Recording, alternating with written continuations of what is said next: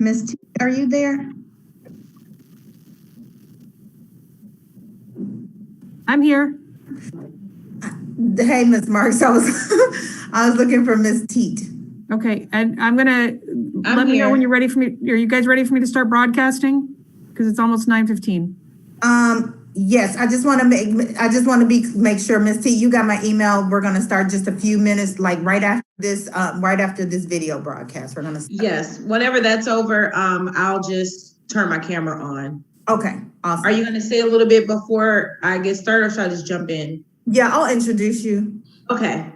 Thank you.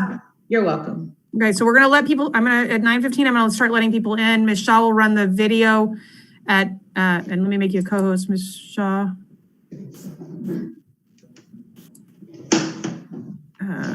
Ms. Shaw will run the video at like 9:17, and then as soon as it's done, then you should be able to get ready to get started.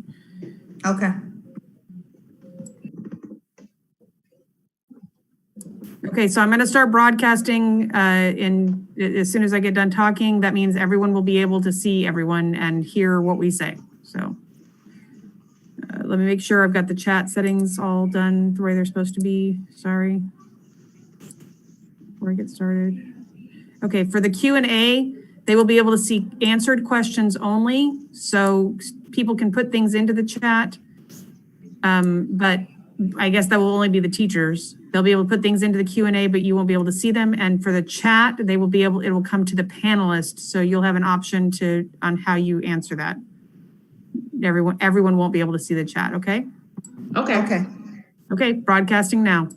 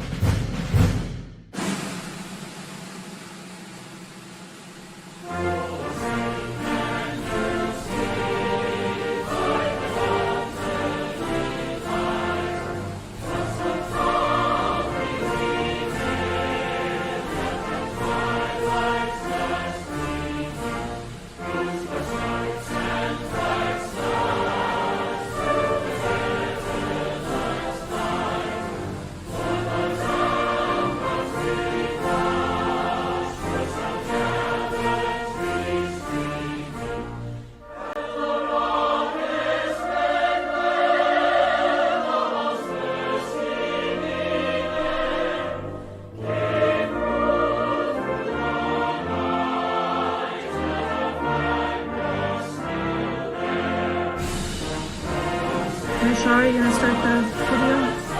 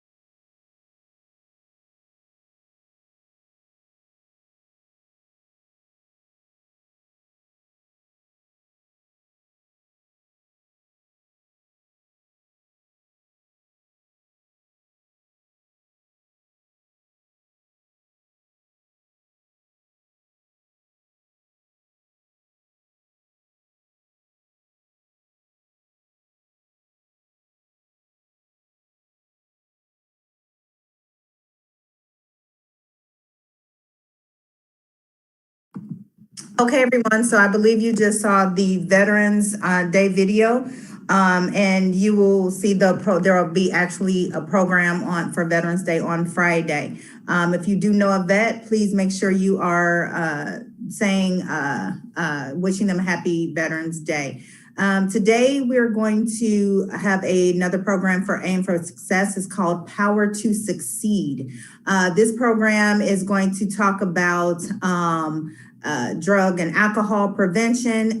Even if you are not a student who partakes in these types of activities, you may know someone who does. And if you do, you may receive some tips on how to notice some of the,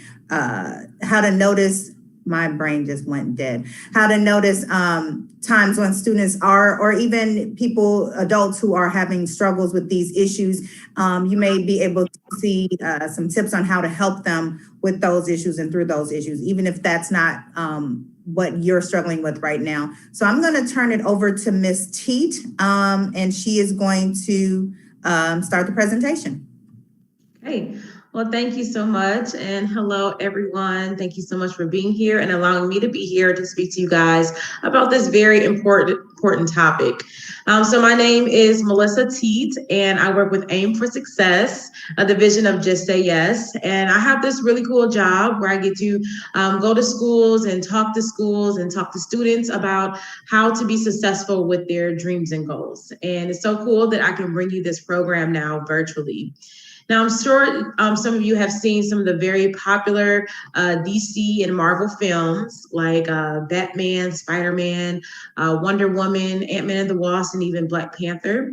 But when it comes to all of these movies, they're about superheroes, right? Who rescue someone who is in need. But the great thing about real life is that you don't have to wait for a superhero to rescue you. You can kind of be your own superhero and be someone who is making positive choices in life that will help them and give you the power to succeed in your own life.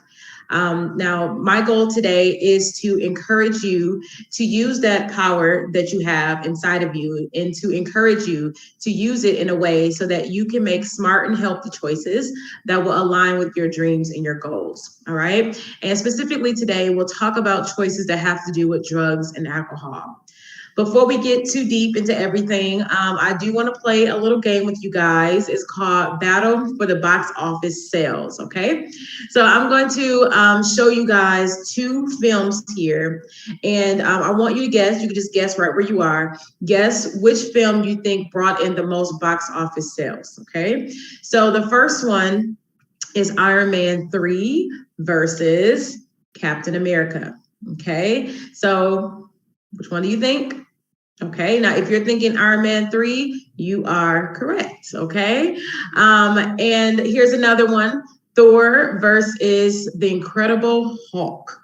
Which one do you guys think? Okay, it's definitely Thor, brought in the most box office sales. What about Wonder Woman versus The Dark Knight Rises? I think that's pretty a given. Definitely The Dark Knight Rise.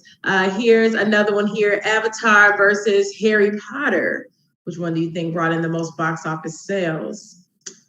Okay, it is Avatar, brought in the most box office sales. Okay, a few more. Avengers, Infinity War versus Star Wars, The Force Awakens. Now, this is a tough one, okay, because both of them are really great movies.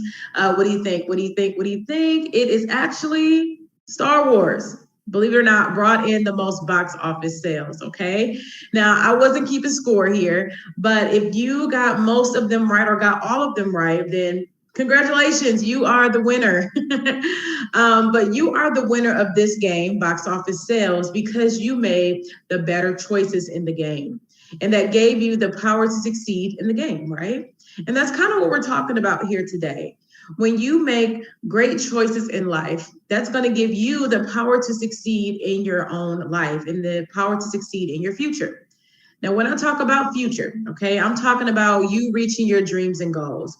Like, first of all, you probably want to first graduate from high school, right? You're in high school now. You're like, I can't wait to get out of here and go off to college or maybe military or trade school. Then you want to get a good paying job. We all want to make money someday. And then you may even want to start a family, get married and start a family. Now, all of these things are great, and I'm sure all of you will reach your dreams and goals. But unfortunately, it's not the case for everyone, because some people don't reach their dreams and goals because of the choices that they're making every single day. Now, they tend to make poor choices, and they don't just do that poor choice and then get over with it, move on. They end up making that poor choice over and over and over again, okay? Until that poor choice becomes now a habit. And that habit then becomes an addiction. And when it gets to this point, most people hate their lives. They wish they can change, but they can't. Now let's go a little bit deeper with talking about what is an addiction. Well, an addiction is an uncontrollable desire that consumes your life despite of the negative consequences. You know bad things are going to happen if you do this, but you tend to do them anyways. So let me give you an example. Let's say someone is addicted to, let's say touching the hot stove, okay? So all they think about at school is, I cannot wait to get home. I'm about to touch this hot stove. I can't wait. That's all they think about. So they get home from school, they shut down the computer, wherever you're virtually or at school, and they go in front of the stove. And they're like, hot stove, I've been waiting for you all day. And what do you think they're going to do? They're going to reach out and touch the hot stove, right? And they're going to get burned, okay? But they knew they were going to get burned because they burned themselves the last time they touched the hot stove and the time before that. They're actually walking around with blisters and sores on their hands from the many times that they have touched the hot stove, but they can't help it because they cannot control that behavior. And that's an example of an addiction, okay? Now let's think about drug addictions, for example.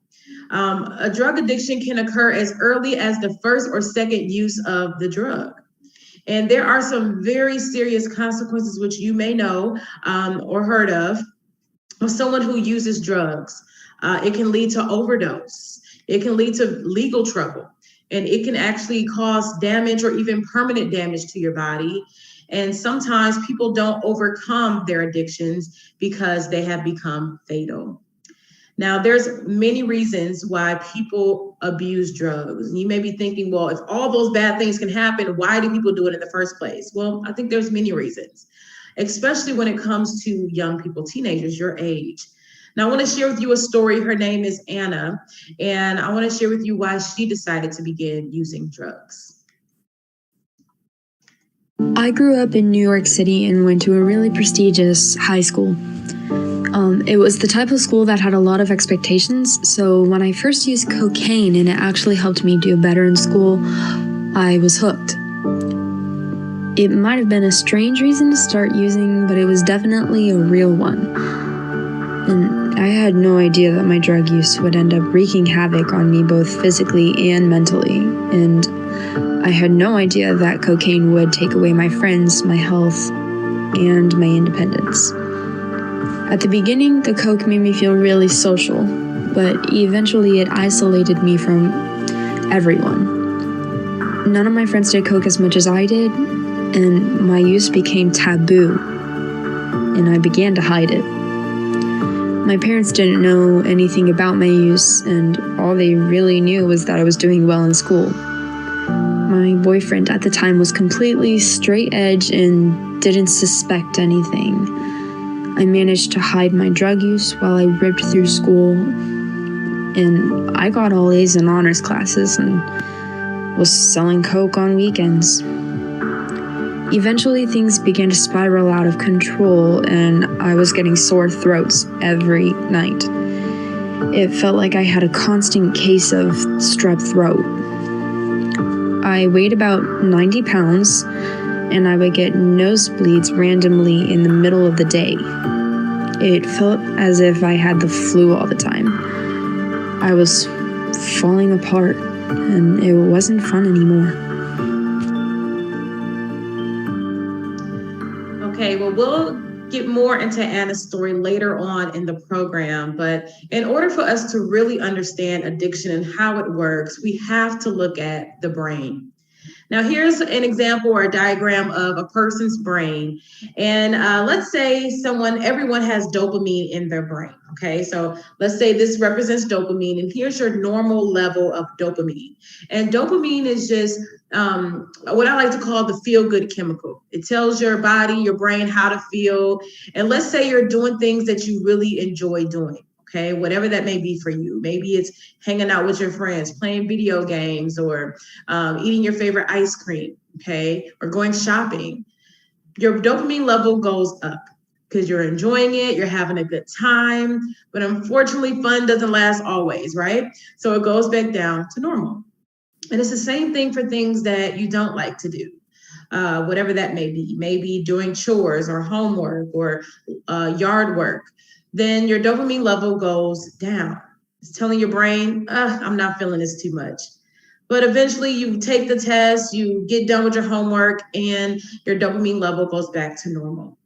This is what we call the highs and the lows of life. This happens every single day in our brains. But when you add a chemical stimulant like drugs, the dopamine in your brain goes way up, okay? It's flooded with dopamine. And your brain is not designed to be able to handle all of this dopamine at the same time. So it's going to think something's wrong, and it's going to try to fix itself because you're smart, right? So it's going to say the old normal of dopamine must be wrong, and the new level of normal must be up here, okay?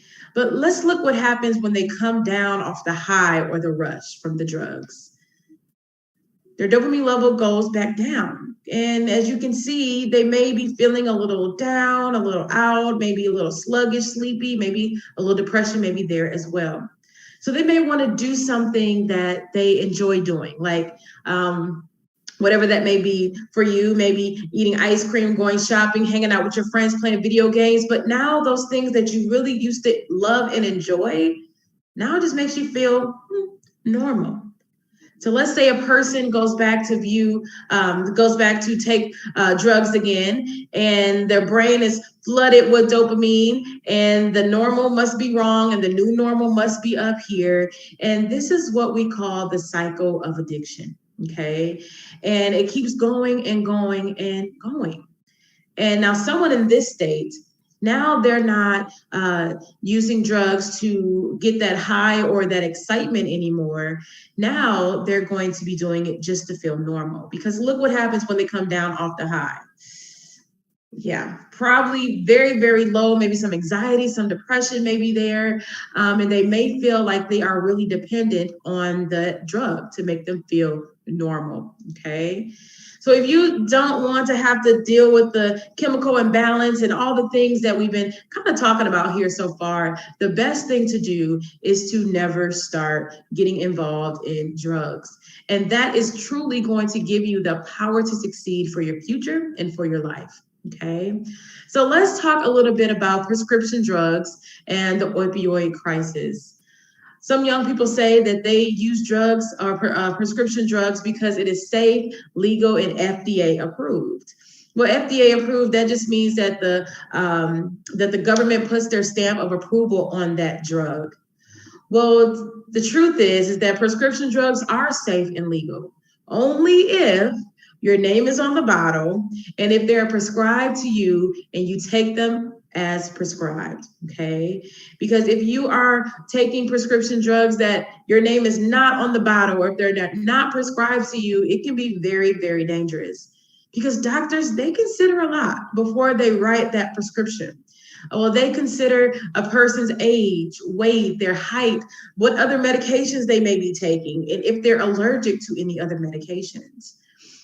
Because again, it takes a lot for them to write that prescription. They have to do a little bit of research on that person. I want you to take a look here at these two pills. Now, which one do you think is stronger, okay, out of these two pills? Right, there's no way to know which one is stronger just by looking at it. And what if I mix these two white pills with these two red pills over here, okay?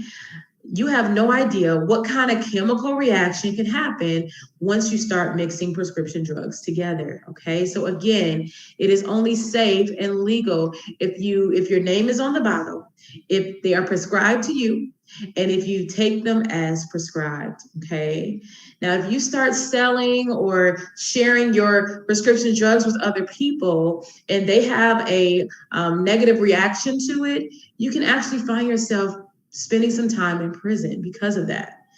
So sharing drugs, prescription drugs, is not a good idea. Let's say, for example, your friend came to school and they're coughing and, you know, all over the place. And they're like, hey, I think I got that cold that you had last week. Do you have any leftover medicine? The answer is no. Even if you do have leftovers, the answer is still no. Because again, you don't know how their body can react to your prescription drugs. And even something like in athletic class, in gym class, where a person may have asthma or need an inhaler, and you may have an inhaler, and they may want to get a couple puffs of your inhaler, the answer is still no, because there are different levels and different medications inside the inhaler, okay? Now let's go a little bit deeper in the opioid crisis. Now, this is something that you might have heard about over the social media or in the news, because it has become a huge problem here in the United States and even in the state of Texas. It has led to overdose and many deaths in the United States. Now, you may be thinking, well, what is an opioid, right? Well, an opioid is a class of drug that includes the illegal drug heroin. And we're not going to talk much about heroin today, but opioids also include prescription pain relievers such as oxycodone, hydrocodone, and morphine as well, and codeine.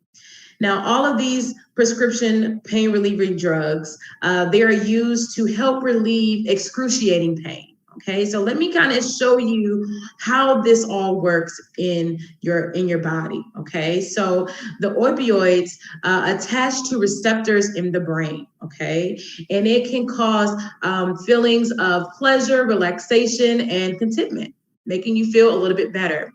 But they also decrease the feelings of pain even after a serious injury. So let's say, for example, you tear your ACL playing volleyball or playing a sport.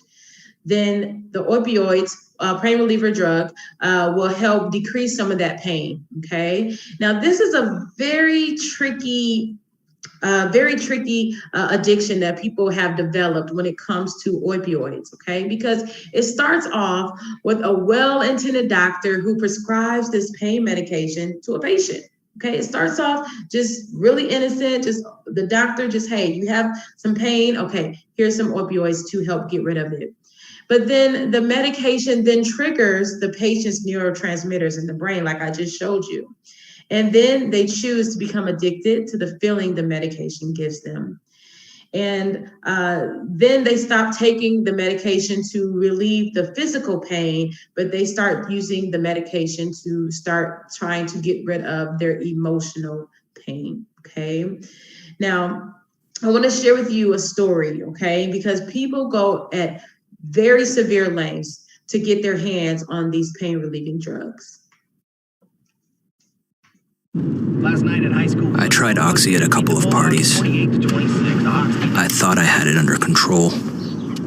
I didn't know it'd be this addictive. I didn't know how far I'd go to get more.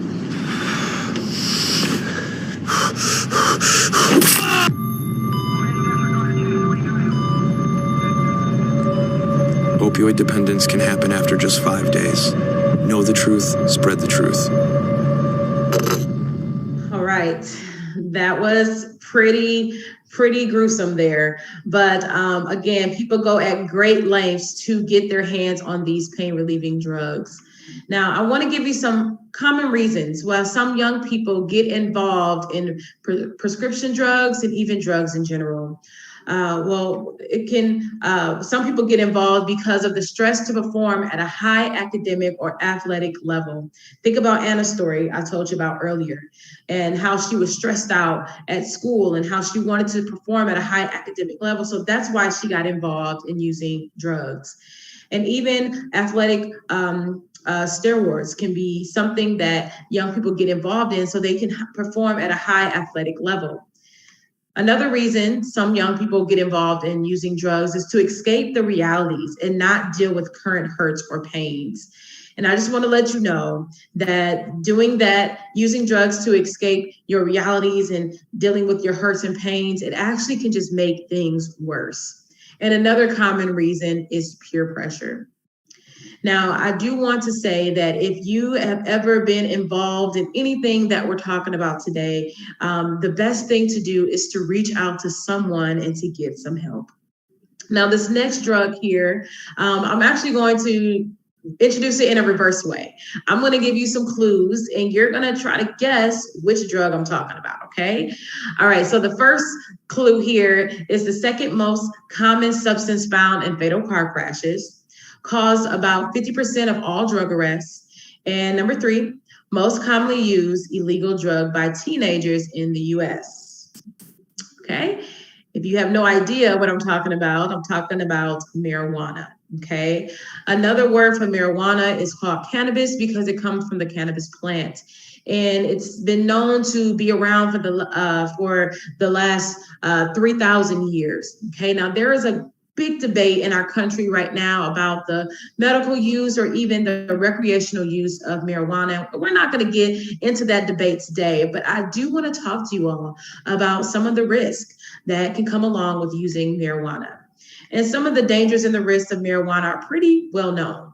It can lead to laziness, loss of productivity. It can become an addictive disease, deterioration in intellectual function, motor vehicle accidents.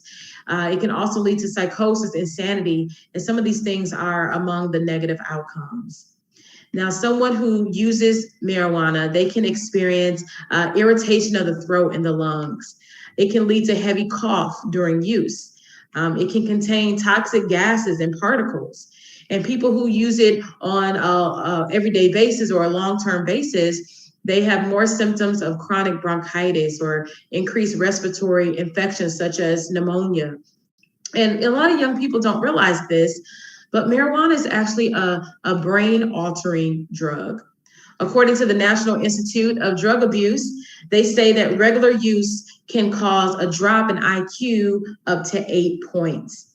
And they also say that students who use marijuana tend to have lower grades and are more likely to drop out of school. Now, something that you don't hear much about in the news and in the media is how it can impact a person's driving. We hear a lot, different ads on TVs about don't drink and drive, please don't drink and drive. We don't talk much about how drinking and driving under the influence of marijuana. Someone who is under the influence of alcohol is 13 times more likely to get involved in a motor vehicle accident. But someone who is under the influence of alcohol and marijuana is 24 times more likely to get involved in a motor vehicle accident. And there was a study done with the US postal workers, and people who tested positive for marijuana in their system had 55% more motor vehicle accidents than those who tested negative. So you probably get the point that it can be very, very dangerous. Now, they also say that marijuana can be a gateway drug. And what I mean by that is that it can lead to taking stronger drugs or even more addictive drugs. And there was a doctor at a rehab center drug and treatment center said this: never once after dealing with thousands and thousands of addicts have I ever dealt with a heroin addict, a cocaine addict, or anybody else that didn't start with marijuana. So no matter where you stand with what you think about marijuana as recreational use or even medical use, it is still illegal in the state of Texas for you to sell or consume marijuana. And marijuana is linked to about 50% of all drug arrests in Texas.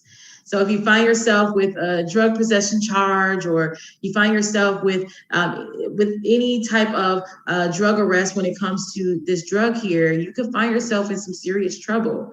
And that's something else that you have to worry about. And that can make it very difficult or nearly impossible to reach your dreams and goals. So let me introduce you to this young lady here. Her name is Emily, and she was a student at a high school near Houston. And she and her friends decided to take a drug. And she ended up getting a really bad headache. So she said, hey, I'm just going to go home. And she went home and took a nap. And when she woke up from her nap, she was a completely different person. Okay. She was violent. She was screaming. She was just not being herself. So her parents rushed her off to the hospital. And at the hospital, they realized that whatever drugs she had taken had cut off the oxygen to her brain.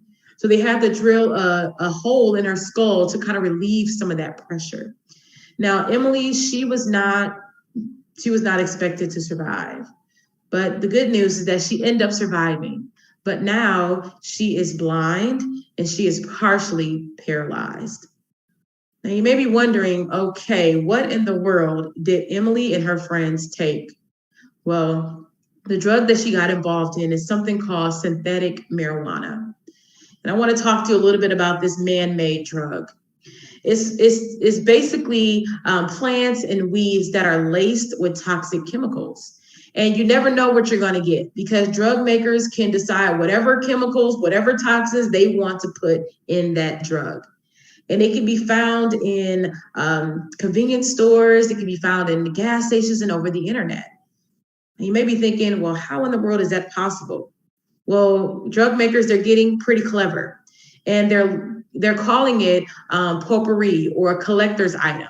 And then they slap a label like you see here, not for human consumption, okay? But this drug is really cheap, it's easy to get, and a lot of young people are getting their hands on it. And it's causing some very serious issues, very serious health issues, and it's caused even some deaths as well. Think about Emily's story.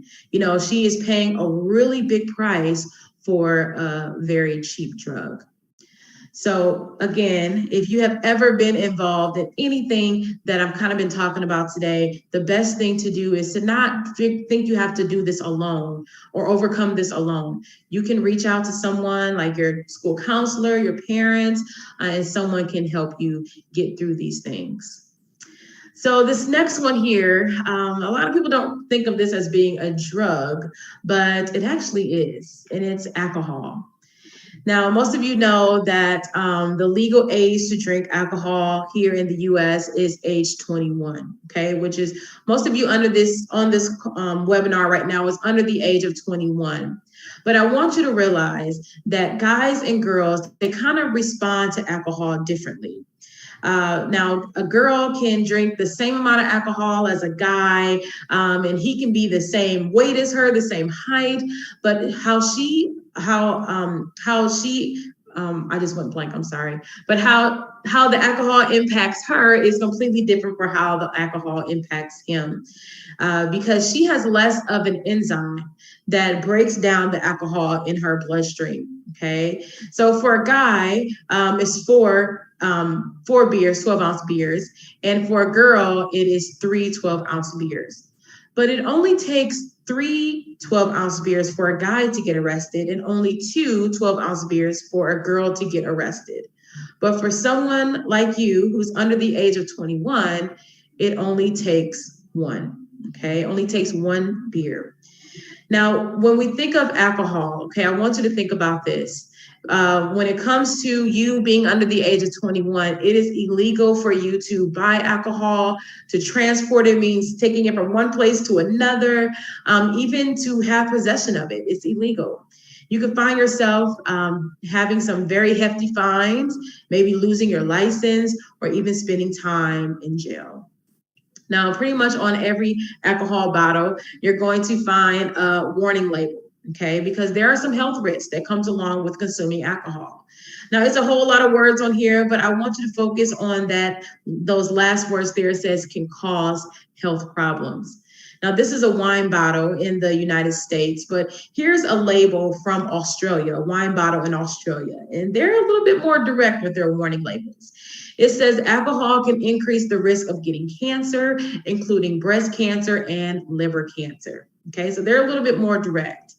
And you'll mostly see this label on pretty much every medication bottle. It says, do not drink alcohol while taking this medication. Now, this is on there for your own good. is to help protect you, because mixing alcohol and medication can be deadly. It is very, very dangerous, okay? Very, very dangerous. And when some young people get involved with drinking alcohol, they're more likely to lose control of their actions and their behavior. And it can lead to some really risky behavior that can lead to things like sex or things like pregnancy, and then that can maybe lead to STDs, okay? Now, I do want to say that if anyone has ever tried to force sex on you while under the influence, I want to let you guys know that it was not your fault, okay? Anyone who tried to force sex on you, period, no matter what, it is not your fault. Because the law says that if a person is drunk, then it is now considered rape, okay?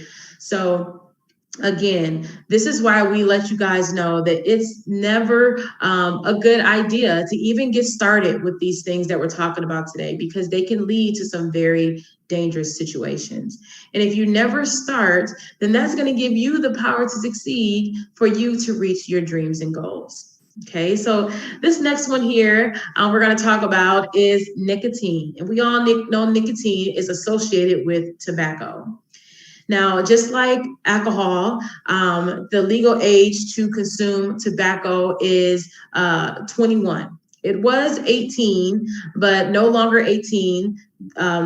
They bumped it up to 21 because it can cause more health problems. They realized that, did a study that 95% of people who consume tobacco, they had more health problems, and also they started consuming tobacco at a very early age, okay? And that gave them a greater chance of addiction. So they hope that, you know, they can keep tobacco out of the schools, and they can keep young people safe from getting addicted to tobacco. Now, I want to show you some more labels here, because we know that tobacco can really lead to some very serious health problems. And if you look at these labels here, you'll see that the common denominator is cancer, okay?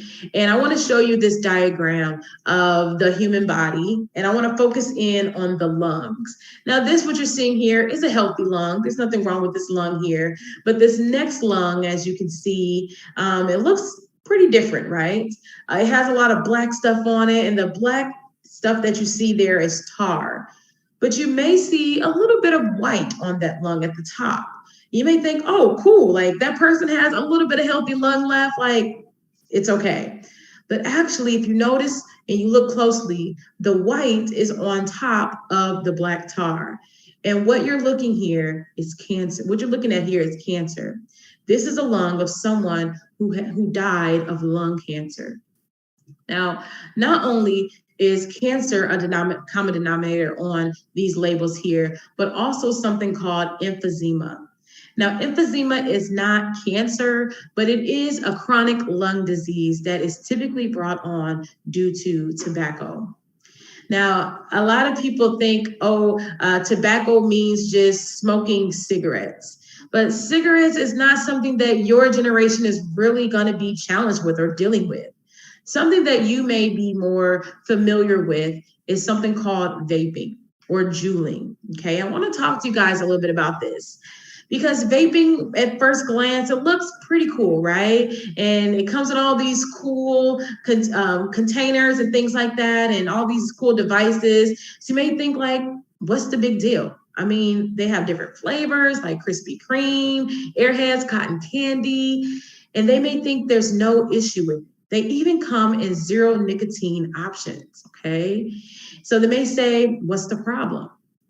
And that's exactly what the tobacco industry wants you to think, that there is no issue with this.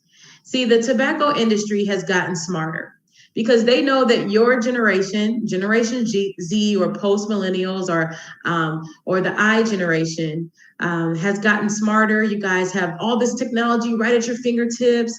And for the most part, you've grown up knowing that tobacco has a negative stigma. I mean, there's commercials and all these things on TV saying that tobacco is not good for you. And maybe some of you have even seen the results of tobacco even in your own family members. But when it comes to vaping and the tobacco industry knowing this about you guys, they've realized that sales have declined. And the old tobacco users, they're dying off, and they realize that this new generation, they're not smoking cigarettes like they were in the past. So that's how vaping came along. Okay. Now they say that vaping or e-cigarettes is a safer option, but there's just not enough evidence out there or research out there to say that this is a safer option. So they're kind of using your generation as kind of like a guinea pig generation. And the public health experts say that that they are using this new generation as kind of like this guinea pig generation because there's just not enough evidence.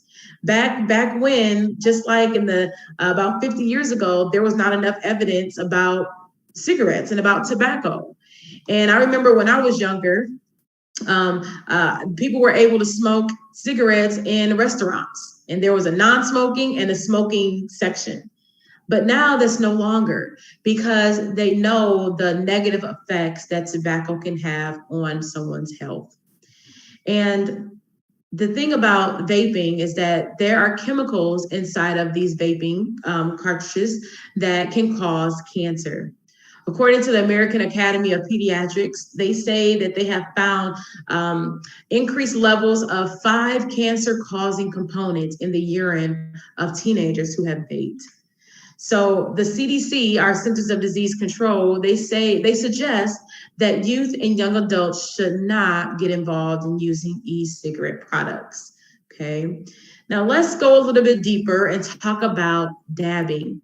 Now, dabbing is something that allows someone to have a high level of HTC, the main ingredient found in marijuana.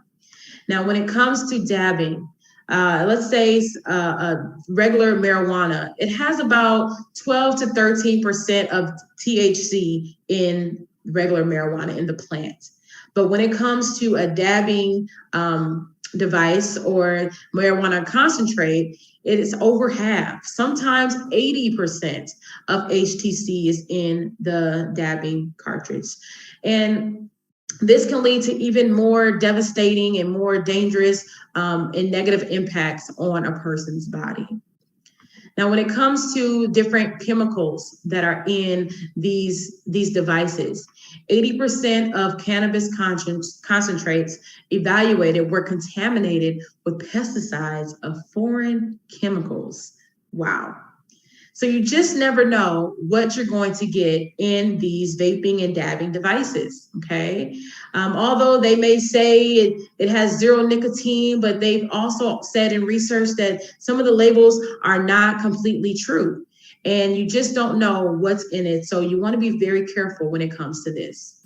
Now let's go back to Anna's story, okay, and see how her story played out. Finally, I couldn't do it anymore. I knew if I went any further down this road, I wouldn't be able to turn around.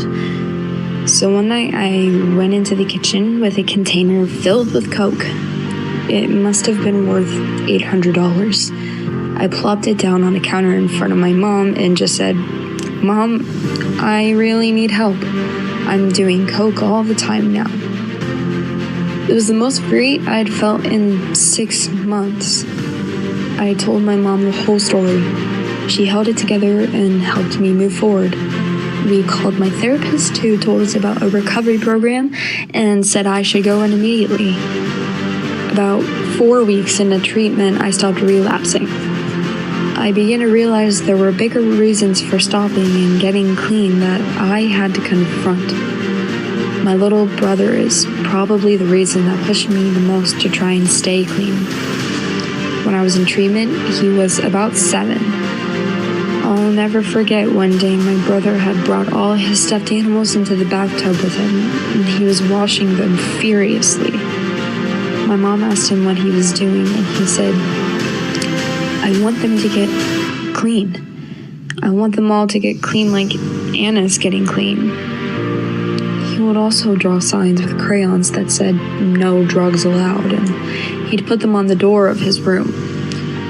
At some point, I finally realized that my addiction wasn't just screwing me up, but it was screwing him up too.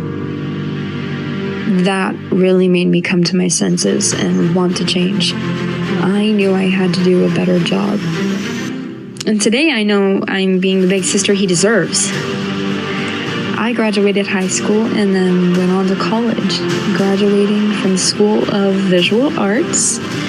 Today I work at an ad agency in New York City. I've art directed numerous ad campaigns, music videos, and even a commercial featuring Jay-Z. If you're an addict and you can overcome your addiction and channel all that power into something creative or ambitious, and it equips you to go very far in life. Few people understand how scary and difficult it is to fight addiction. But the good news is that it's totally possible. Awesome. And a little bit about Anna, like she said, she had graduated, she had overcome her addiction, and she realized that, hey, these drugs are not allowing me to reach my dreams and goals. Like she said, she was basically falling apart. When she decided to stand up against her addiction and decide enough is enough, she decided to make a smart and healthy choice that gave her the power to succeed in her dreams and goals. And we truly believe that you can do the same thing too. Let's say you have been involved in some of the things, or maybe you're not. Not getting involved will give you that power to succeed so that you can be your own superhero, so that you can reach your own dreams and goals. So I want to show you guys some survey results. Some results from our surveys that we do with students, and some surveys from the CDC as well. Let's talk a little bit about vaping in high school. 1 out of 5 students said they have actually vaped in high school. Well, what about alcohol in high schoolers? Well, about 30% say they have not been involved in alcohol, drinking alcohol. And what about marijuana?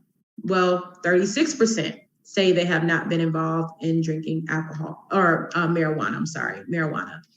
And so this tells me that most teens have not used drugs or alcohol. Okay, so if you're thinking, oh, everyone around me is getting involved in these things, I want you to realize that you are not the majority. You're not the minority. You're actually the majority who have not been involved in using drugs or alcohol. So again, you guys can start today making smart and healthy choices that align with your dreams and goals, so you can start being your own superhero and giving you the power to succeed at your dreams and goals. Okay. Now, before you guys go, I would love for you guys to participate in a very quick survey that I have for you guys. First of all, the survey is volunteer, so there's no names or anything like that on it. If you're in a classroom, we're not going to talk to one another and share our answers with one another. So you're going to keep your answers private. Okay. All right. So if you have a device, maybe a cell phone or maybe a tablet, you can go ahead and take your device, open up your camera, and you can scan this code here, and the survey will just pop up. And then you can take the survey on your device. If not, then your teachers can send it out to you, or you can copy this link and take the device on your internet browser. Okay, so I'll keep this up for a second. And they ask questions like, what school do you go to? And the speaker that you're going to be, the speaker that spoke to you, and you're going to see all of our faces, and you can find me. My name is Melissa. I have on a pink dress. And then right under there, they'll ask you, do you want to take the survey or do you not want to take the survey? And you'll click one of those. I'm actually going to go to some of the questions so you guys can know what's on it. They're going to ask you what grade you're in, if you're a guy or a girl. How would you rate this program? If it was excellent, if you enjoyed it, you're going to click off excellent. You give us 4 stars. If it was good, you'll give us 3 stars. If you learned something, or if it needs a little bit of improvement, our program. If you thought it was pretty fair, or you rather be in your normal class, then you'll give us 2 stars. And if you think no one should see this program, then you'll only give us 1 star. Now, the next questions are pretty personal, like have you ever used tobacco or any nicotine products in the last 30 days? Have you used alcohol in the last 30 days? Have you used any other illegal drugs in the last 30 days? And from now, would you try to make smart and healthy choices? And have this program given you anything new to consider? So you can write a note, a comment on your survey. It is private, so no one else would see your answers, or any other students will see your answers. So yeah, so that is all I have for you guys. Thank you so much for listening, and I'll pass it back over to your counselors. Hello, everyone. So thank you all for coming. I know some of you who have seen this presentation before, or presentation similar before. If you're juniors and sophomores, you saw it last year, and juniors, you saw it the year before. Here's the thing. The reason why is because it is important. You guys hear these presentations, and we want to make sure you're hearing them every year, because things are still happening, right? Things are continuing to happen. We're still having students who are reportedly using these things, marijuana, different harder drugs, and alcohol. And so we want to ensure that you are aware and you understand, and things change every year. Some of the things that you have heard are similar, but every year things change. Years ago, we didn't have dabbing. We didn't have the e-cigarette. So we want to make sure that you understand how imperative it is to make healthy choices and do these things to help and benefit yourself. Thank you all again for coming. Thank you for participating. Please make sure you fill out the survey. And if you have any questions, please email the counselors or email your teacher, and the teachers can relay the questions to us and we will get back to you. Other than that, have a great Wednesday. If you need to be in tutoring, 2 to 4. All right, goodbye.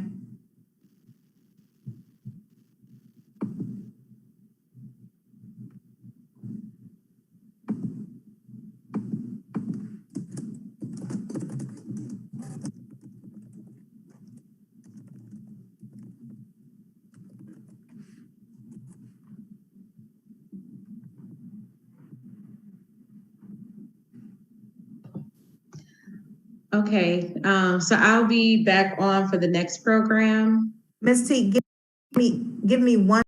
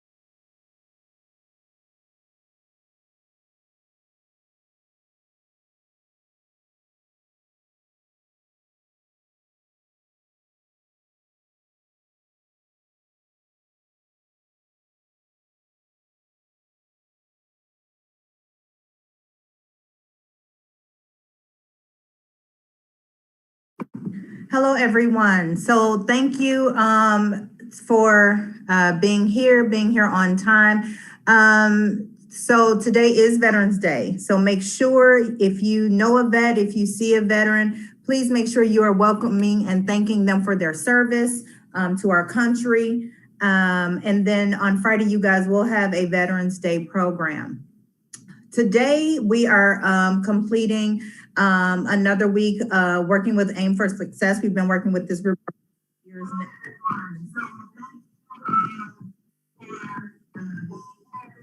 Sorry about that.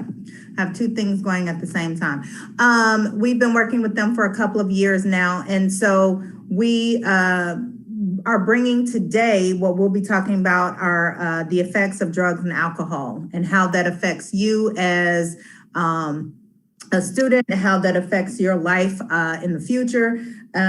Even if you are not a student who partakes in drugs or alcohol, it is important that you view this program and this presentation because you may know someone who is, you may know someone who is partaking in these activities and they're hiding it, so you can see the signs and symptoms of what that looks like and perhaps be able to reach out and help that person, even if it's not you.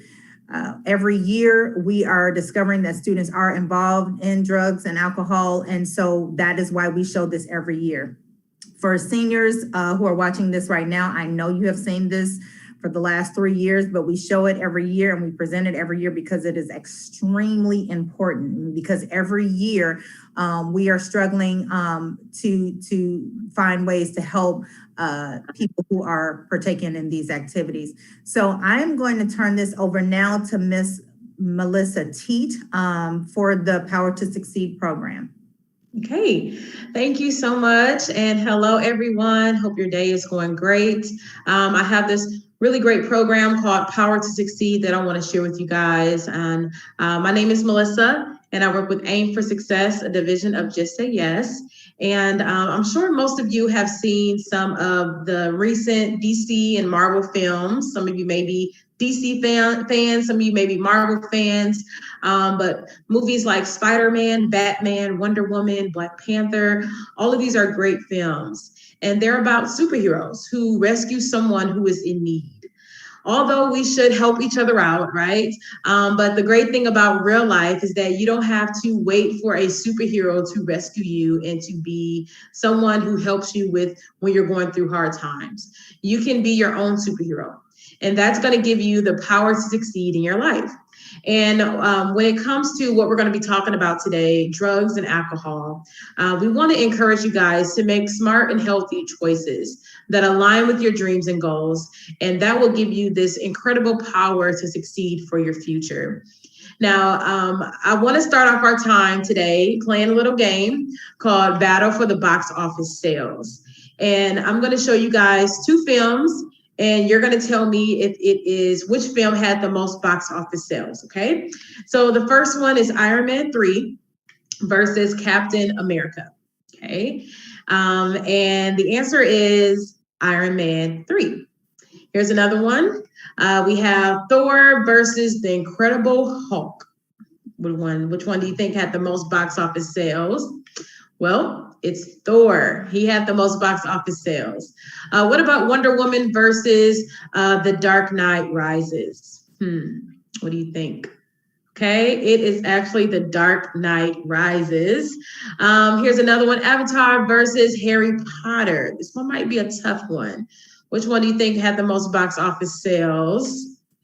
Avatar brought in the most box office sales. Okay, here's another one. Avengers, The Infinity War versus Star Wars, The Force Awakens.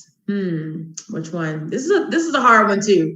Actually it is Star Wars brought in the most box office sales. Okay, so I wasn't keeping score, but if you got majority of those correct, or maybe all of them correct, then congratulations, you are the winner, okay, of our game.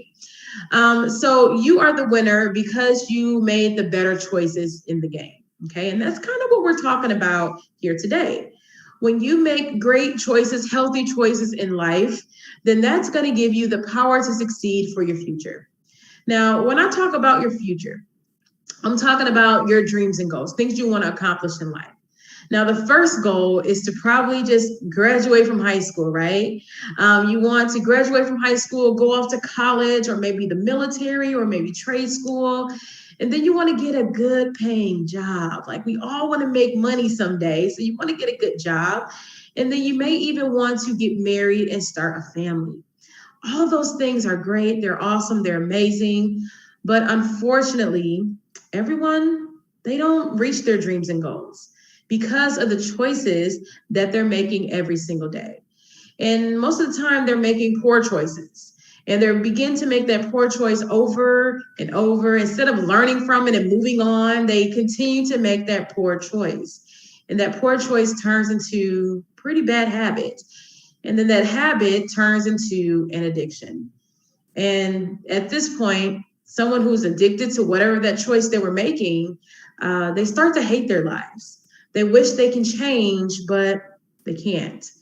Now let's talk a little bit more about what an addiction is, okay? So an addiction is an uncontrollable desire that consumes your life, and despite of the negative consequences, you want to stop doing it, but you can't. So let's say, for example, someone is addicted to, touching a hot stove. Yeah, touching a hot stove. All they can think about at school is touching that hot stove. They're like, oh, I cannot wait to get home. I'm about to touch that hot stove. Oh, I'm so excited about this hot stove. So they get home from school, they shut down their computer if they're virtual at home, and they walk right to the stove. And they're like, I've been waiting all day to touch this hot stove. They reach out and they touch the hot stove. Now, what do you think is going to happen? Yeah, they're going to burn themselves without a shadow of a doubt. They're going to burn themselves, okay? But they knew they were going to burn themselves because the last time they touched the hot stove, they burned themselves, and the time before that, and the time before that. And they're actually walking around with blisters and sores on their fingers because of the many times that they touched the hot stove. And that's a good example of what an addiction is. So let's talk a little bit about drug addictions, because addictions can be very, very serious, and it's a real thing. But someone who is addicted to drugs can occur as early as the first or second use of that drug. And there are a lot of negative consequences that come along with drug use. It can lead to overdose. It can lead to legal trouble. It can even have damage to your body, and sometimes permanent damage to your body. And some people don't overcome their addictions because they have become fatal. Now, you may be thinking, okay, now why would anyone get involved in drugs, knowing these negative consequences, right? But I think there's a lot of reasons why, especially why young people, teenagers, get involved in drugs. And we'll share some of those reasons later on in the program. But I do want to share with you this young lady's story. Her name is Anna. And this is the reason why she decided to get involved in drugs. So let's check out her story. I grew up in New York City and went to a really prestigious high school. It was the type of school that had a lot of expectations, so when I first used cocaine and it actually helped me do better in school, I was hooked. It might have been a strange reason to start using, but it was definitely a real one. And I had no idea that my drug use would end up wreaking havoc on me both physically and mentally, and I had no idea that cocaine would take away my friends, my health, and my independence. At the beginning, the coke made me feel really social, but eventually it isolated me from everyone. None of my friends did coke as much as I did, and my use became taboo, and I began to hide it. My parents didn't know anything about my use, and all they really knew was that I was doing well in school. My boyfriend at the time was completely straight edge and didn't suspect anything. I managed to hide my drug use while I ripped through school, and I got all A's in honors classes and was selling coke on weekends. Eventually, things began to spiral out of control, and I was getting sore throats every night. It felt like I had a constant case of strep throat. I weighed about 90 pounds, and I would get nosebleeds randomly in the middle of the day. It felt as if I had the flu all the time. I was falling apart, and it wasn't fun anymore.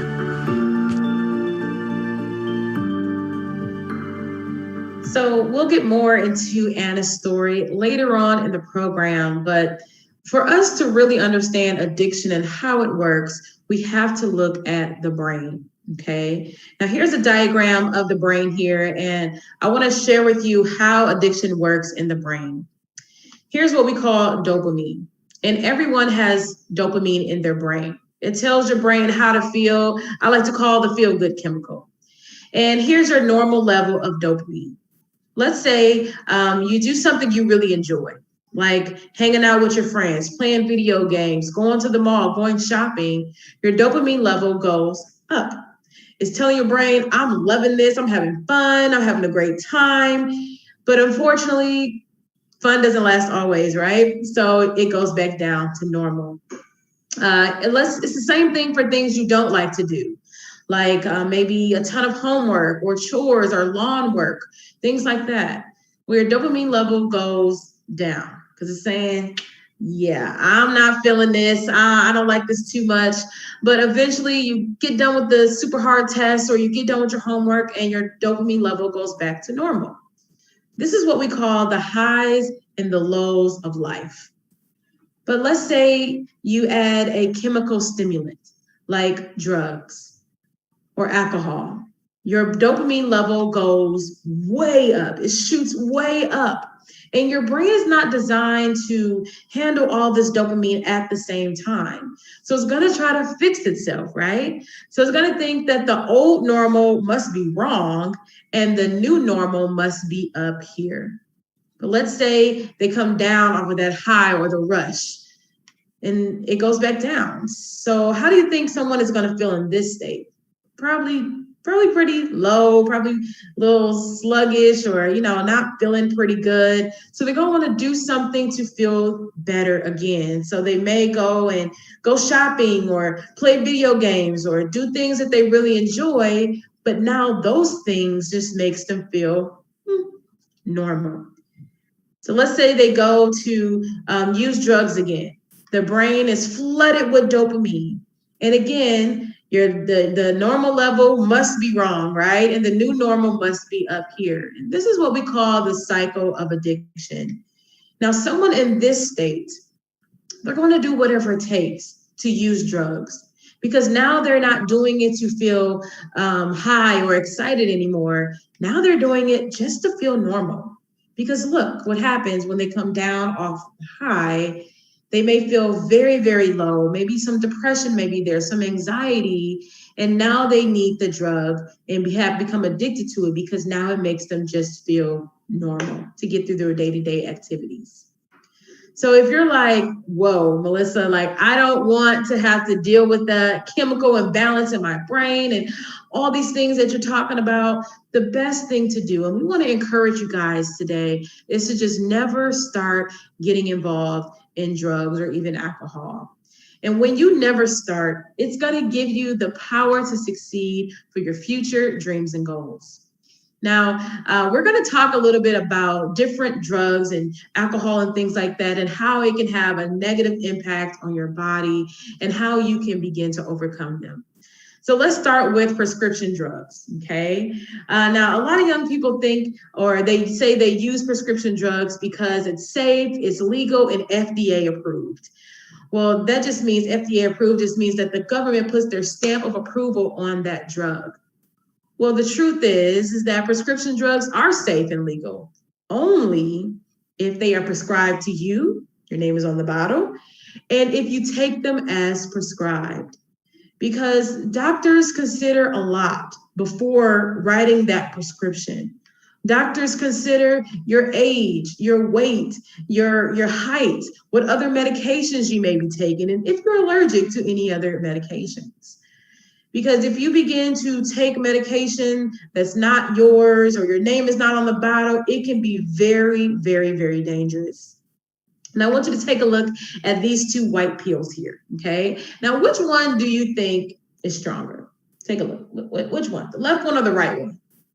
Okay, now there's no way to possibly tell which one is stronger just by looking at it. And what if I mix these 2 white pills with these 2 red pills, okay? What's gonna happen then? Well, we have no idea. We don't know what chemical reaction can happen by mixing these medications together. So again, it is only safe and legal if they are prescribed to you, your name is on the bottle, and if you take them as prescribed. And if you decide to sell your prescription drugs or even share them with other people, and that person has a reaction, I mean, that can be very dangerous, and you can actually find yourself in some legal trouble. Now, let me give an example of this, okay? Let's say your friend, they come to school and they're coughing and like, I think I got that cold that you had last week. Do you have any leftover prescription medication? Even if you do, the answer is still no, because you have no idea what other medications they may be on or how their body may react to what you have, and you're not a doctor. Or even in gym class, right? Let's say your friend needs a couple puffs of your inhaler. The answer is still no, because there's different levels of medication. There's different medications in those inhalers. And again, you're not a doctor, okay? So let's go a little bit deeper and talk about the opioid crisis that's going on in our nation. You might have seen a lot of different headlines and on the media and social media about this, but it has caused a lot of deaths and even overdose in the United States. You may be thinking, well, okay, well, Melissa, well, what is an opioid? Well, an opioid is a class of drugs. It includes the illegal drug heroin. And we won't be talking much about that today, but I do want to talk to you guys a little bit about prescription pain reliever drugs, because they are considered an opioid. Things like oxycodone, hydrocodone, morphine, and codeine. Now, all of these are used to help get rid of excruciating pain. Now, I want to share with you what happens when a person takes this pain relieving drug. What happens in the body? Well, it attaches to the receptors in the brain, and it can cause feelings of pleasure, relaxation, and even contentment. And they help decrease the feelings of pain, excruciating pain, and even after serious injuries. So let's say, for example, you tear your ACL playing volleyball or football or something like that, or basketball, a sport. Then a doctor may prescribe some pain relievers to you. But this can get really tricky, because some people are now misusing and abusing these pain relieving drugs. Because it starts off as a well-intended doctor who prescribes this pain medication to a patient. Then the medication then triggers the patient's neurotransmitters in the brain, like I just showed you. And then they decide to get addicted to the feeling the medication gives them. So now they're not using it to get rid of their physical pain, but now they're using them to get rid of their emotional pain, okay? Now, people go at great lengths to get their hands on this pain relieving drug. And I want to share with you Cal's story and the severe length that he went through to get his hands on these drugs. Last night in high school, I tried Oxy at a couple of parties. 28 to 26, I thought I had it under control. I didn't know it'd be this addictive. I didn't know how far I'd go to get more.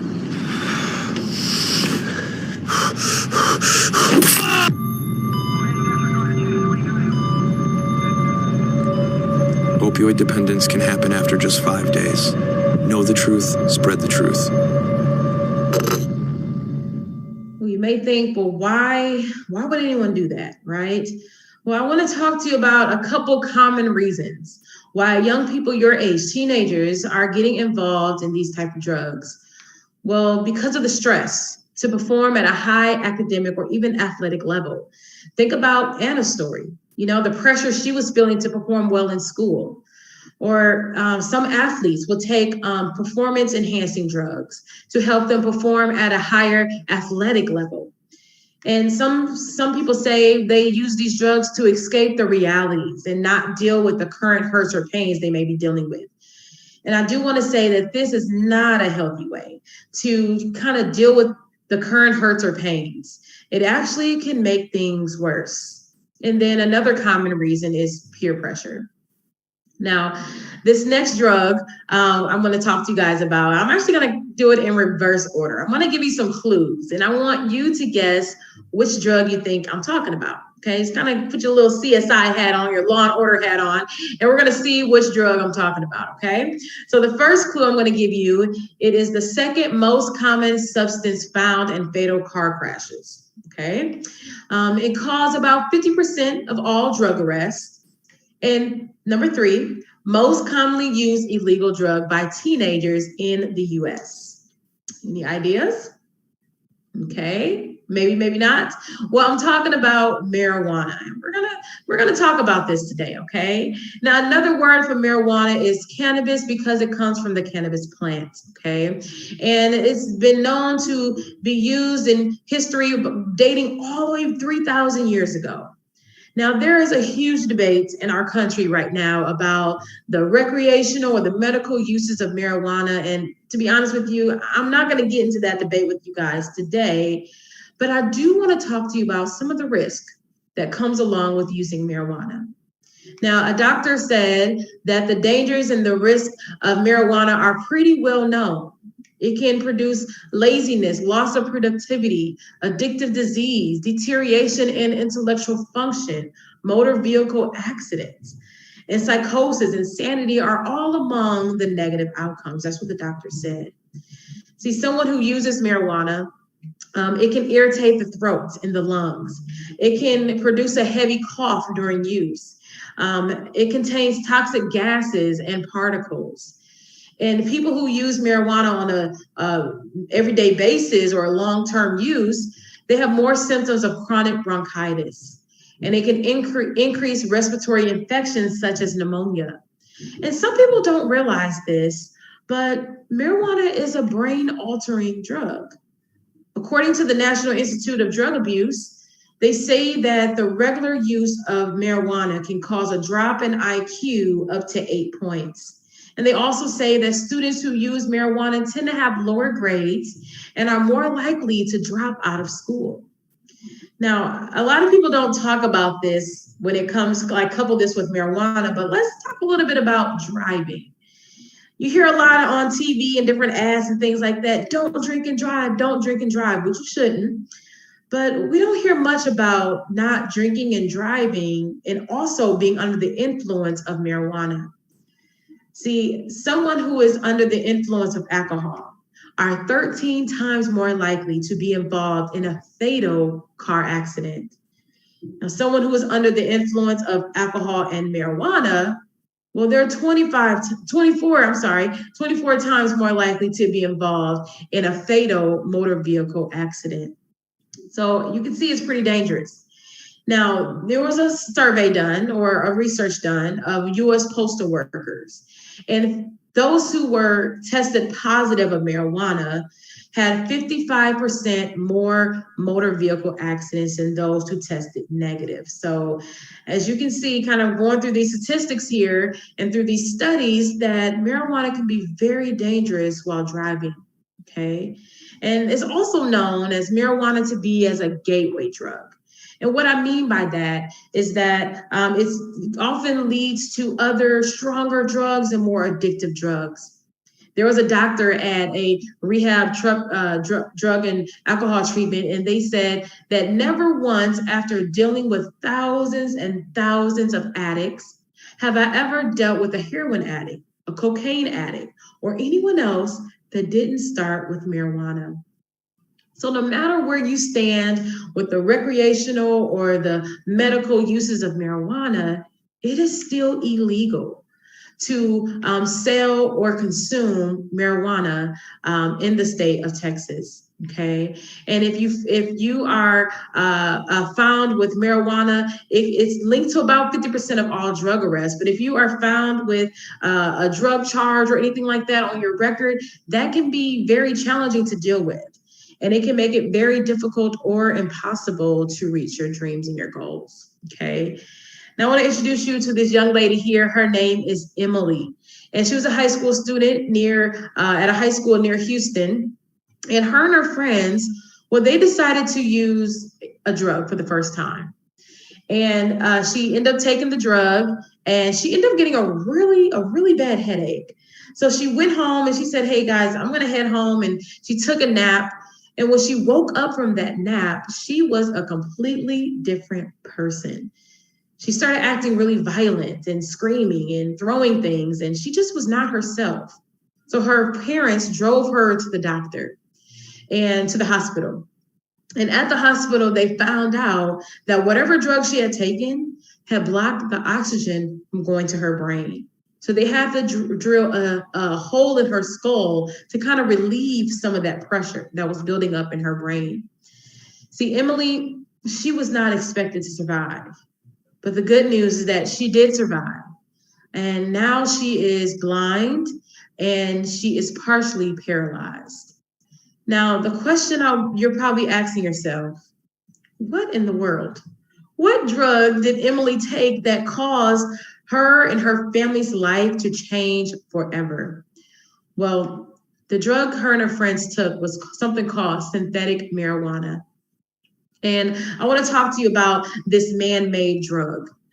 See, synthetic marijuana is basically randomly picked plants and weeds that are laced with toxic chemicals. And you never know what you're going to get, okay, when it comes to this illegal drug. You never know what you're going to get because drug makers can basically choose whatever chemicals, whatever toxins they want to put on the plants and weeds, and it can be sold in convenience stores, gas stations, and even over the internet. Now you may be thinking, well, how is that even possible? See, they got pretty clever about this, and they call these this synthetic marijuana. They call it online and on the internet and all these things. They call it potpourri, or they label it as a collector's item. Then they slap a label on it, kind of like how you see here on the screen, and it says "not for human consumption." But this drug is really easy to get. It's super cheap. And a lot of young people all across the nation are getting their hands on this synthetic marijuana. And it's become very dangerous. It's caused a lot of health issues and even become fatal. Think about Emily's story. You know, she's paying a super high price for a really cheap drug. So if you have been involved in anything that I'm talking about, maybe you've dibble-dabbled in some of the stuff we talked about, I want to let you know that I want to encourage you guys to reach out and get some help, okay? Because there is help to overcome addiction, but it's going to take a little bit of work on your part. And the first step is to letting someone know that, hey, I'm dealing with this, I'm struggling with this, and I need some help. So this next drug we're going to talk about, a lot of people don't think this is a drug, but it is, and it's called alcohol. Now, we all know, most of you know, that the legal age to drink alcohol is the age of 21. Okay. And the reason for that is because your brain is not fully developed until you're really 25 years old. Okay. So it can cause a lot of health issues and different things if you're beginning to consume alcohol, if you're under the age of 21. And I want you to realize this, that alcohol works differently when it comes to male and females, okay? Because females, they have less of an enzyme in their body that breaks down the alcohol in their bloodstream. So for a guy to become arrested while driving under the influence of alcohol, it only takes 4 beers for a guy. But for a girl to get arrested while driving under the influence of alcohol, it only takes 3 beers, 3 12-ounce beers. Again, and if for a guy to get arrested, or just to become arrested at all, just not even driving, it takes 3 beers, and for a girl, for 2. But for someone under the age of 21, like you all here listening to this webinar, it only takes 1, okay? Only 1 beer, okay? Now, when it comes to alcohol, I want you to realize that if you're under the age of 21, it is illegal to buy alcohol, to transport it, meaning taking it from one place to another. And even if you have possession of it, that's against the law. You could find yourself dealing with some really hefty fines, paying a lot of money, maybe losing your license, or even spending time in jail. Now, there are some pretty big health risks that comes along with alcohol. And here's a wine bottle label in the United States, and it says, I circled it for you, it says can cause health problems. But here's another wine bottle, and this one is from Australia, and their label is pretty direct. And it says alcohol can increase the risk of getting cancer, including breast cancer and liver cancer. And you'll mostly always see this label on medication bottles. And it says, do not drink alcohol while taking this medication. Now, this warning label is here for your good.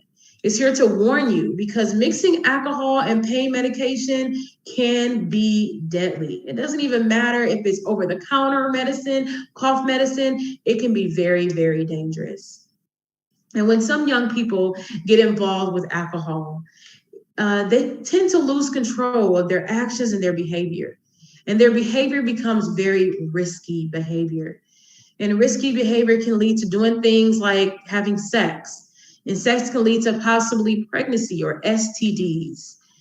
And I do want to say that sometimes, or some of you here listening may have been involved in a situation that was very dangerous, where someone forced sex or sexual activity on you. And I want to let you know that, first of all, that was not your fault. No matter what happened, no matter the circumstances, it was not your fault. And the law says that if a person is drunk and they force sex or sexual activity on you, then it is called rape.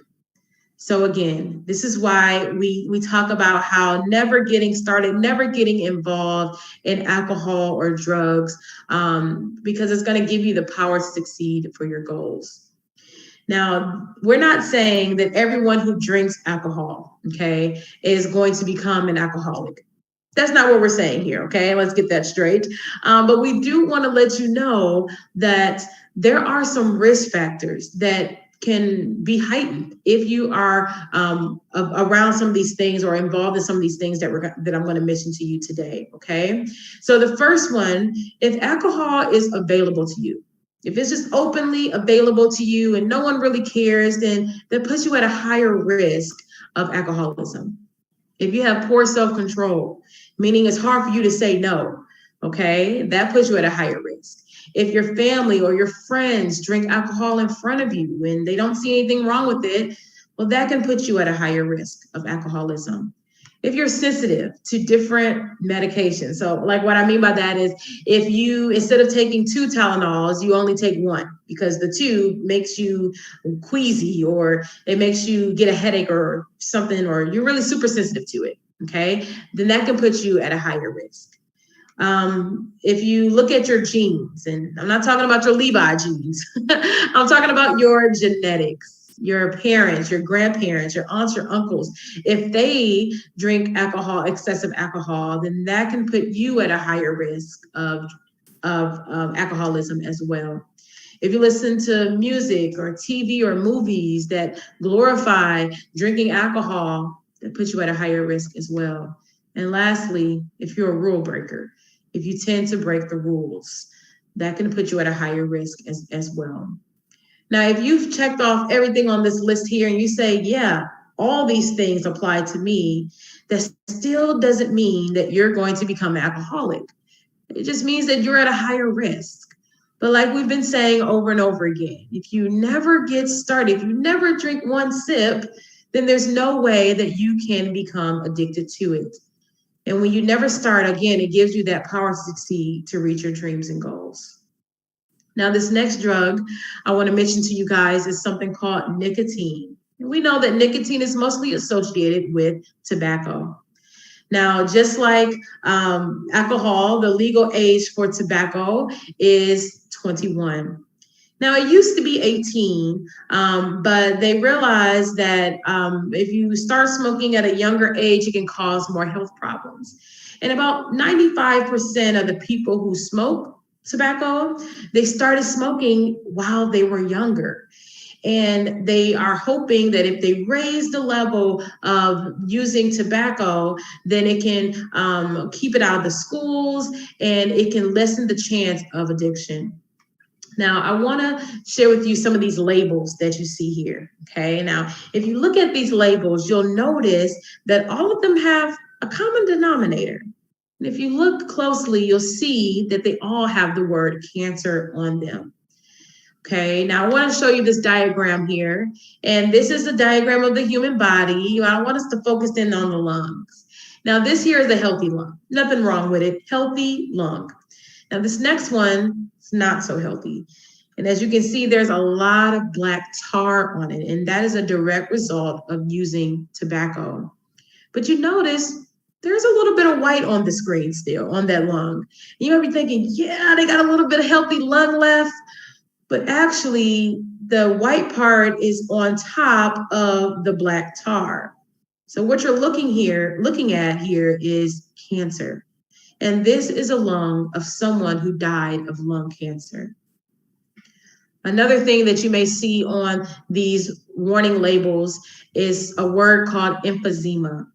And emphysema is not cancer, but it is a chronic lung disease that is a direct result from smoking tobacco. Now, I'm not going to go into cigarettes and things like that because honestly, that's not a battle that a lot of you guys are facing. Something that you may be faced with is something called vaping or juuling. Now, a lot of people think, a lot of young people especially, think that vaping, what's the big deal, right? What is the big deal when it comes to vaping? Like, because they come in all these cool devices. They have all these cool flavors like Krispy Kreme. Like, who doesn't like Krispy Kreme? Like, I think everyone likes Krispy Kreme. Airheads, cotton candy, you know, all these cool flavors. And they even have zero nicotine options.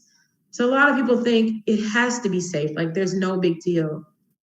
But that's exactly what the big tobacco companies want you to think. They realize that your generation, Generation Z or post millennials or I generation, that you guys are pretty smart and you have access to so much information right at your fingertips due to technology. And they know that for the most part, most of you have grown up seeing negative ads and commercials about how dangerous tobacco can be to your body. And some of you may have even witnessed in your family the negative impacts of tobacco. So the tobacco industry, they know this about you guys. And they know that their sales are going down. They're declining because their older tobacco users are dying off. And the new generation, they're not using tobacco as much.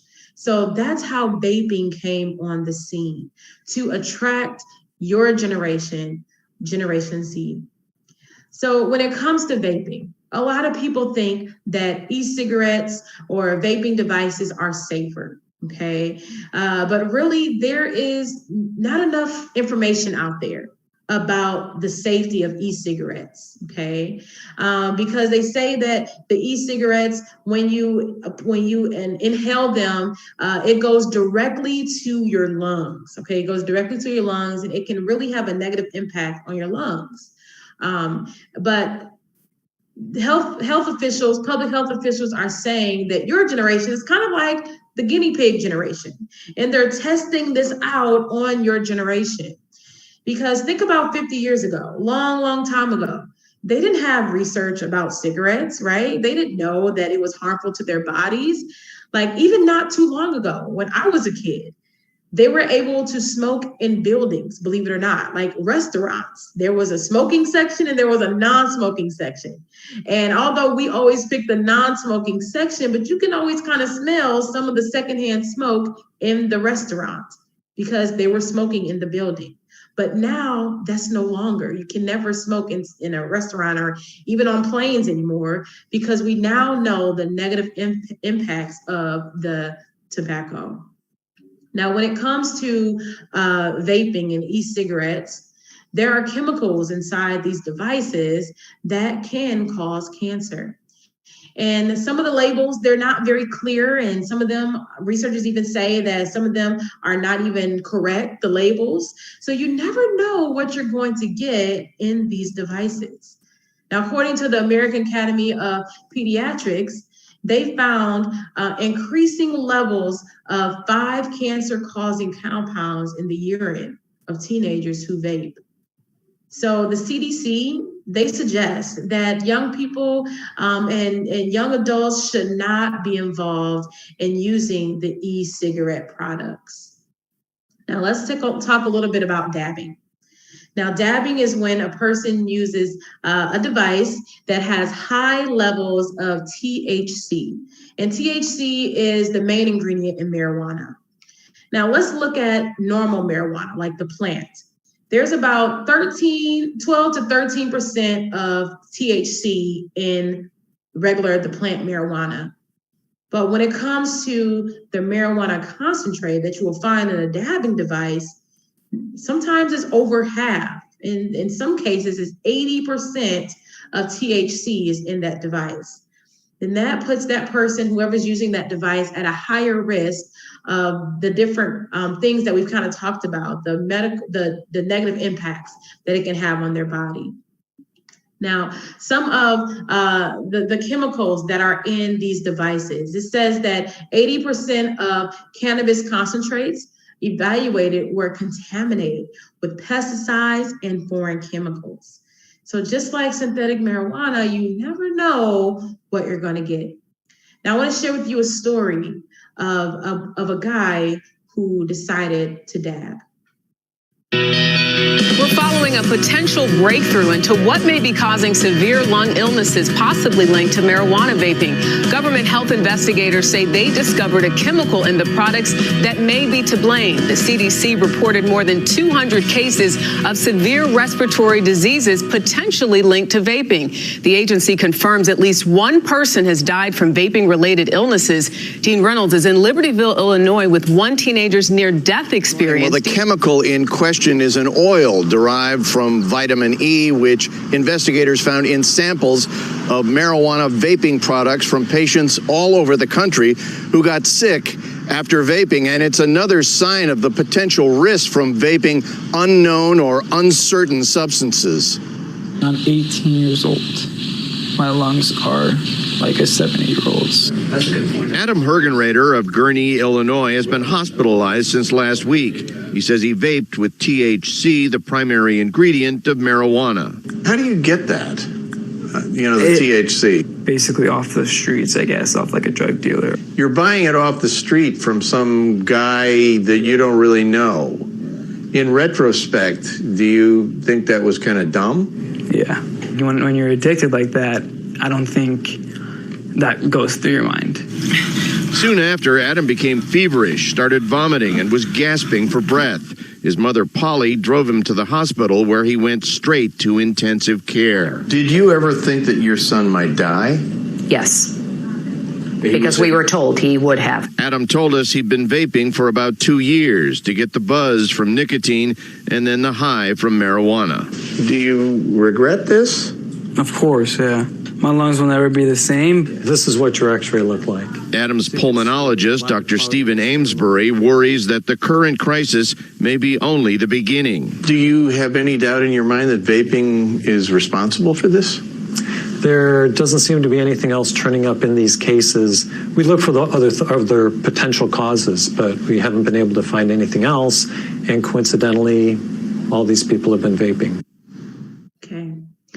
So let's talk about the battle that comes along with vaping. First, injury. A lot of people are shocked when they find out that their vaping device either blows up in their hand or it blows up in their pocket, and it can cause some very serious burns and injury. And then addiction. Like the video said, he was looking to get the buzz from the nicotine and the high from the marijuana. And these devices can become very, very addictive. Okay.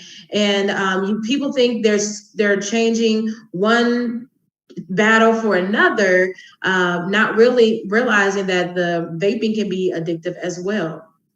You can get different cartridges that are stronger and higher voltage and things like that. And these things, yes, they may look cool, they may taste great, but they are highly, highly addictive. And also there are some legal things here, because anyone under the age of 21 cannot be involved in what I'm talking about here today. And also money. Okay, it takes money to do this, right? You have to buy these things. You know, you could be using that money for something that is useful for your future. Maybe it's saving up to buy your books in college, or maybe saving up to buy your first car, or, you know, things that are beneficial to your future.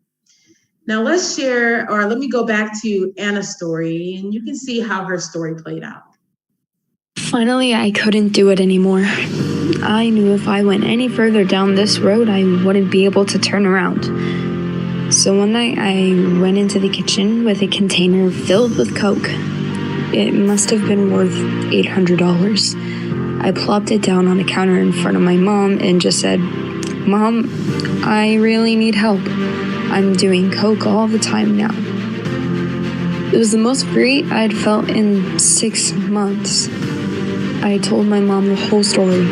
She held it together and helped me move forward. We called my therapist, who told us about a recovery program and said I should go in immediately. About 4 weeks into treatment, I stopped relapsing. I began to realize there were bigger reasons for stopping and getting clean that I had to confront. My little brother is probably the reason that pushed me the most to try and stay clean. When I was in treatment, he was about 7. I'll never forget one day my brother had brought all his stuffed animals into the bathtub with him, and he was washing them furiously. My mom asked him what he was doing, and he said, "I want them to get clean. I want them all to get clean like Anna's getting clean." He would also draw signs with crayons that said, "No drugs allowed," and he'd put them on the door of his room. At some point, I finally realized that my addiction wasn't just screwing me up, but it was screwing him up too. That really made me come to my senses and want to change. I knew I had to do a better job. And today I know I'm being the big sister he deserves. I graduated high school and then went on to college, graduating from the School of Visual Arts. Today, I work at an ad agency in New York City. I've art directed numerous ad campaigns, music videos, and even a commercial featuring Jay-Z. If you're an addict and you can overcome your addiction and channel all that power into something creative or ambitious, and it equips you to go very far in life. Few people understand how scary and difficult it is to fight addiction. But the good news is that it's totally possible. Way to go, Anna. So she is now, like she said, in New York, living her life, producing ads for different companies. And like she said, becoming addicted was difficult, but she was able to overcome her addiction. And she began making a smart and healthy choice that obviously aligned with her dreams and goals and gave her the power to succeed in her life. And we believe that you all can do the exact same thing.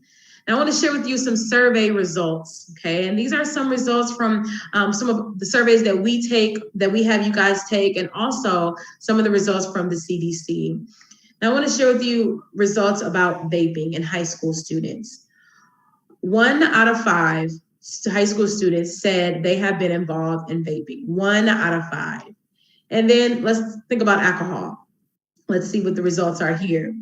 Only 30% of high schoolers said that they have been involved in drinking alcohol. Okay, well, what about marijuana in high schoolers? Well, 36% said that they have been involved in using marijuana. So this tells me, out of those results, that most teens have not been involved in using drugs and alcohol. So if you're thinking, oh man, I'm the only person at my school who's not smoking, who's not vaping or dabbing, and you may feel like alone in this, or you may see people talking about it or hearing about it in the locker room, in the cafeteria, talking about how they have been involved in drugs or alcohol. I want to let you know that most teens have not been involved, despite of what you're hearing at school. So if you have not been involved, you're actually not the minority. You're actually the majority. And you are deciding to make a smart and healthy choice so that you can have the power to succeed and be your own superhero of your own life, okay? So speaking of surveys, I want you guys to be involved in a survey. Now, this survey is completely volunteer, so if you don't want to take it, no worries, okay? You're not going to put your name on it. During this time, we're not going to talk, so if you are in a classroom or the gym, you're not going to be talking and sharing your answers with one another. You're going to keep your answers private. And if you have a device like a cell phone or a tablet, I want you to get it out and I want you to scan this QR code right here. And if you're on a computer, you can just kind of copy this into your internet browser and the survey should pop right up, okay? Let's see. The survey should pop right up. So go ahead and scan that and we will see.